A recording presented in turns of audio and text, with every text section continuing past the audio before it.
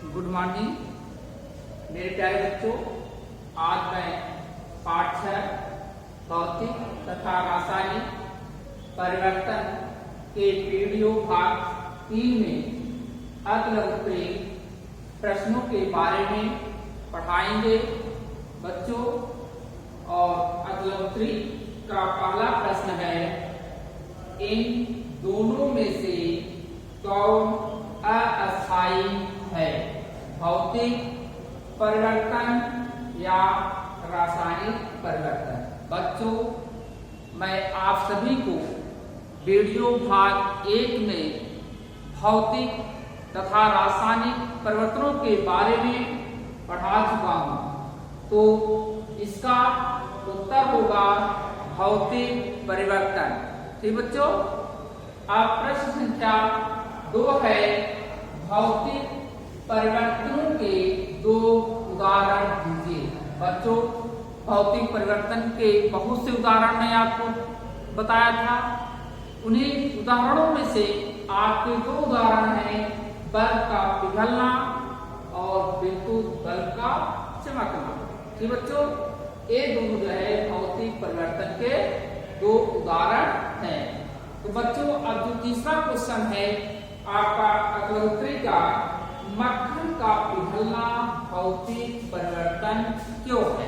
तो बच्चों, अभी मैं बताया बर्फ का पिघलना, मक्खन का पिघलना, ये सब भौतिक परिवर्तन के अंतर्गत ही आते हैं। क्योंकि जब आपका मक्खन पिघलता है तो क्या होता है, वह लिक्विड में परिवर्तित हो जाता है। फिर उसको अगर हम फ्रीज करते हैं या ठंडा करते हैं तो फिर वह है जो है मक्खन का रूप ले लेता है। तो इस प्रकार के जो है परिवर्तन से कोई नया पदार्थ नहीं बनता है, इसलिए मक्खन का पिघलना बच्चों क्या है, एक भौतिक परिवर्तन है। तो इसका उत्तर बच्चों क्या है, क्योंकि मक्खन को पिघलने से कोई नया पदार्थ नहीं बनता है। ठीक, पिघले हुए मक्खन को ठंडा करने पर यह अपने रूप को धारण कर लेता है। बच्चों, आपका अगला प्रश्न संख्या 4 है, रासायनिक समीकरण को परिभाषित कीजिए। रासायनिक समीकरण को परिभाषित कीजिए। बच्चों, मैं इसके बारे में वीडियो भाग 2 में पढ़ाया हूँ, रासायनिक समीकरण या रासायनिक अपक्रिया किसे कहते हैं। तो बच्चों, रासायनिक अपक्रिया को रासायनिक समीकरण द्वारा प्रदर्शित करना रासायनिक समीकरण कहलाता है।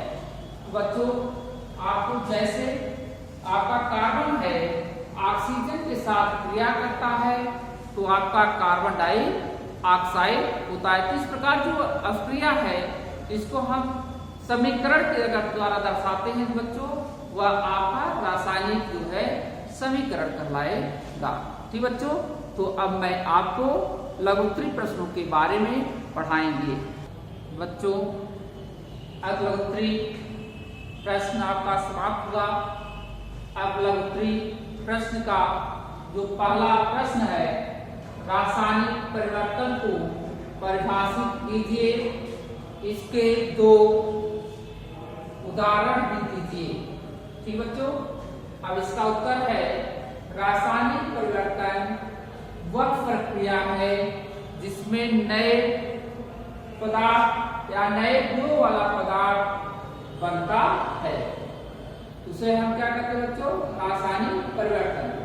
तो उदाहरण में मोम का जलना तथा भोजन का सड़ना, ये बच्चों आपका रासायनिक परिवर्तन के 2 उदाहरण हैं। तो आपका जो अगला प्रश्न है संख्या 2, क्या होता है जब लोहे की ईंट को कॉपर सल्फेट के लेयर में रखा जाता है। तो बच्चों, आपको मैं बता चुका हूँ बिफोर चैप्टर 5 में कि जो आपका रासायनिक श्रृंखला है उसमें जो आयरन है वह जो है कॉपर को क्या करता है, रिप्लेस कर देता है और उसके स्थान पे स्वयं स्थापित हो जाता है। तो वही चीज आपको यहाँ पे पूछा गया बच्चों क्वेश्चन में। तो इसका उत्तर होगा जब लोहे की कील को कॉपर सल्फेट के विलयन में धोया जाता है तो विलयन का रंग नीले रंग से भूरे रंग में बदल जाता है। यह कॉपर सल्फेट के घोल से कॉपर को प्रतिस्थापित कर देता है। बच्चों मैं इसे समीकरण द्वारा भी दर्शा सकता हूँ। आपके सिलेबस में जो समीकरण है बेटा वह नहीं है, लेकिन फिर भी मैं आपको यहाँ पर दर्शा दे रहा हूँ। ये आपका है लोहे की कील को, ये आपका लोहा है बेटा Fe, ये आपका सॉलिड है स्टेट में, और ये आपका कॉपर सल्फेट का विलयन है, ये आपका एक्वस है जली विलयन है। अब यही कहा जाता है कॉपर सल्फेट के विलयन में अगर लोहे की कील को धोई जाती है तो क्या होगा। तो बच्चों यह आयरन जो है यह कॉपर को क्या करता है, विस्थापित कर देता है, और यहाँ पे आपका FeSO4 का फॉर्मेशन होता है। ठीक बेटा, यह आपका एक्वस हो गया, आपका आयरन सल्फेट बनता है, और यहाँ पे आपका कॉपर सल्फेट का फॉर्मेशन होता है। ठीक, तो यहाँ पे आयरन जो है कॉपर को विस्थापित कर देता है। तो बच्चों अब आपका नेक्स्ट क्वेश्चन है कि मैग्नीशियम को हवा में जलाना किस प्रकार का परिवर्तन है। तो बच्चों मैग्नीशियम को हवा में जलाना एक रासायनिक परिवर्तन है। बच्चों लघुत्तरी प्रश्न का तीसरा प्रश्न है मैग्नीशियम को हवा में जलाना किस प्रकार का परिवर्तन है, क्यों। बच्चों मैग्नीशियम को हवा में जलना एक भौतिक परिवर्तन है। जब मैग्नीशियम वायु में जलता है तो यह ऑक्सीजन के साथ अभिक्रिया करके मैग्नीशियम ऑक्साइड बनाता है। बच्चों मैं इसे समीकरण द्वारा भी यहाँ पे दर्शाया हूँ। ये आपका मैग्नीशियम है, यह मैग्नीशियम जो है बच्चों यह क्या है, ऑक्सीजन की उपस्थिति में जलता है तो मैग्नीशियम ऑक्साइड बनता है। तो बच्चों यह किस प्रकार का परिवर्तन है, यह रासायनिक परिवर्तन है। अब आपका क्वेश्चन नंबर 4 आता है बच्चों, लोहे के दरवाजे को रंग लेपन जंग से कैसे बचाता है। बच्चों मैं आपको बता चुका हूँ कि जो लोहे में जंग लगता है वह नमी तथा वायु के कारण ही लगता है।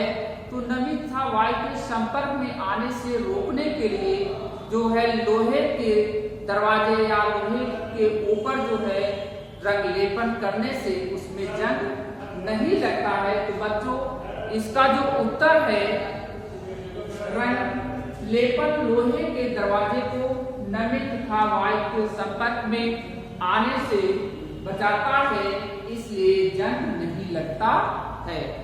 तो बच्चों अब आपका जो नेक्स्ट क्वेश्चन है रिक्त स्थान भरिए, सही या गलत बताइए, सही जोड़े बनाइए तथा बहुविकल्पी प्रश्न है। बच्चों इसे मैं ग्रीन बोर्ड पर इन सभी का उत्तर लिख दे रहा हूँ, आप अपने बुक में उसको लिख लीजिएगा और सही गलत के स्थान पे टिक कर लीजिएगा। ठीक, अब मैं आप सभी को जो है रिक्त स्थान के बारे में पढ़ाऊंगा। बच्चों रिक्त स्थान में जो पहला आपका प्रश्न है मोमबत्ती के मोम का पिघलना एक डैश परिवर्तन है। तो बच्चों मैं पहले बता चुका हूं कि यह क्या है, भौतिक परिवर्तन है। तो पहले का जो उत्तर होगा ठीक वह क्या बच्चों, भौतिक परिवर्तन। क्या लिखेंगे, भौतिक परिवर्तन।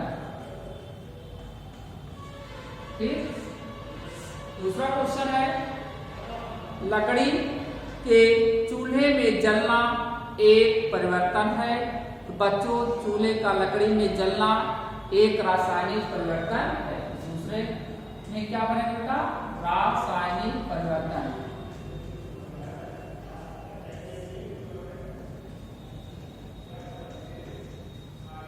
ठीक। तीसरा बच्चों आपका दिया है, जिस परिवर्तन में केवल पदार्थ के गुणों का परिवर्तन हो भौतिक परिवर्तन कहलाता है। तो बच्चों यहाँ पे केवल पदार्थ के भौतिक गुणों का परिवर्तन होता है। किसका? भौतिक लिख सकते हैं, भौतिक गुणों का परिवर्तन होता है। तो बच्चों चौथा है आपका वह परिवर्तन जिसमें नया पदार्थ बनता है।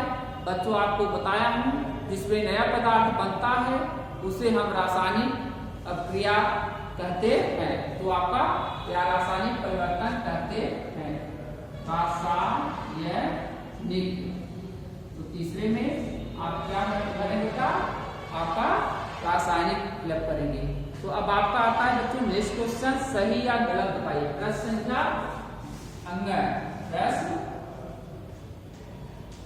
अंग सही या गलत बताइए।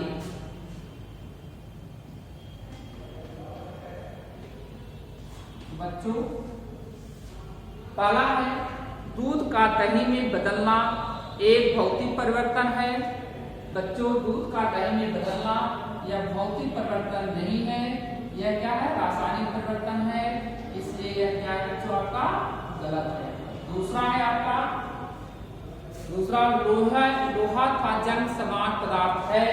तो बच्चों यह भी आपका क्या है, गलत है, दोनों अलग अलग हैं। ठीक। अब आता है लोहे के पाइप जिन पर जस्ते की परत होती है आसानी से संचारित नहीं होते हैं। बच्चों यह आपका क्या है, सही है। ठीक, क्या होगा आपका है, सही है। ठीक। फोर्थ आपका दिया है समुद्री जल में लवण घुले होते हैं। बेटा आपको क्रिस्टलाइजेशन के बारे में पढ़ाया हूं, इसलिए यह फोर्थ ऑप्शन भी आपका क्या है, सही है। ठीक हो गया। अब आपका नेक्स्ट प्रश्न है, मिलान कीजिए, स्तंभ सही जोड़े बनाइए। बच्चों आपको सही जोड़े बनाइए में स्तंभ अ और स्तंभ ब बुक में दिया गया है। बच्चों ये बुक है, आपको ये जोड़े दिए गए हैं, आपको स्तंभ अ से स्तंभ ब में मिलाना है। तो मैं यहाँ पे इन सभी का उत्तर लिख दे रहा हूँ, आप अपने बुक में सही तरीके से मिला लीजिए। तो पहला है फलों का पकना, तो बेटा इससे किसे मिलाएंगे, घ से, रासायनिक क्रिया। तो आपका घ से मिलाएंगे, रासायनिक अभिक्रिया किससे मिलाएंगे, घ से। ठीक। रासायनिक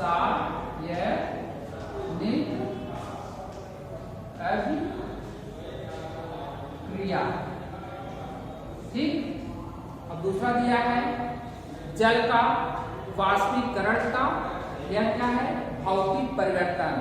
आपका गैस क्या दिया था, आपका दूसरे का गैस से मिलाएंगे, भौतिक परिवर्तन, भौतिक परिवर्तन। ठीक। इसी तरह आपका तीसरा है ग्रीस, ग्रीस जोटा लगाने से जंग नहीं लगता है। तो आपका कर इससे मिलाएंगे तीसरे का कर जंग। ठीक। इसी तरह चौथा है आपका रासायनिक समीकरण। बेटा इसका क्या होगा, रासायनिक परिवर्तन। क्या होगा, रासायनिक परिवर्तन। रासायनिक परिवर्तन आपका क्या है बच्चों, अंग, रासायनिक परिवर्तन। ठीक। तो अब नेक्स्ट दिया है क्रोमियम। क्रोमियम बेटा विद्युत लेपन में यूज किया जाता है। पांचवे का आपका जो दिया है वह क्या है, विद्युत लेपन। बेटा ये आपका सही उत्तर है। अब आपका आता है बहुविकल्पी प्रश्न। बहुविकल्पी प्रश्नों के उत्तर मैं यहाँ पर लिखा हूँ। जैसे पहला दिया है क्वेश्चन, जल में चीनी का घुलना है एक भौतिक परिवर्तन, रासायनिक परिवर्तन, परिवर्तनीय परिवर्तन, इनमें से कोई नहीं। तो बच्चों उसका उत्तर है भौतिक परिवर्तन। ठीक। अब आपका दूसरा है कि भौतिक परिवर्तन है। बच्चों मैं आपको बताया हूँ तो भौतिक परिवर्तन क्या है, अस्थायी तथा परिवर्तनीय है। इसलिए ऑप्शन आपका चौथा सही है बच्चों, पहला था दूसरा दोनों। ठीक। अब आता है थर्ड जो क्वेश्चन दिया है, जंग इसकी उपस्थिति में लगता है। तो मैं बच्चों आपको बताया हूँ जंग जो है जल और नमी तथा ऑक्सीजन की उपस्थिति में लगता है, इसलिए आपका ऑप्शन थर्ड सही है। ठीक। चौथा जो है इनमें से जो है कोई नहीं, इनमें से कोई नहीं, चौथा आपका ऑप्शन सही है क्योंकि भौतिक परिवर्तन के लिए इनमें से कौन सा गलत है। तो भौतिक परिवर्तन के तीनों गुण इसमें दिए बेटा जो आपके ये सही है, इसलिए आपका चौथा ऑप्शन सही होगा। तो बच्चों आज जो है आपका पाठ 6 समाप्त होता है। अब मैं आपको नेक्स्ट चैप्टर में नेक्स्ट वीडियो के साथ मिलेंगे। आज के लिए बस इतना ही। ठीक बच्चों, लेकिन जाते जाते आप सबको बताना चाहता हूँ कि जितने प्रश्न आज मैं कराया हूँ आप इसे कॉपी पर नोट कर लीजिएगा और इसे तैयार कर लीजिएगा, क्योंकि आपके हाफ ईयरली एग्जामिनेशन जो होने वाला है उसमें इस चैप्टर से पूछे जाएंगे। Thank you.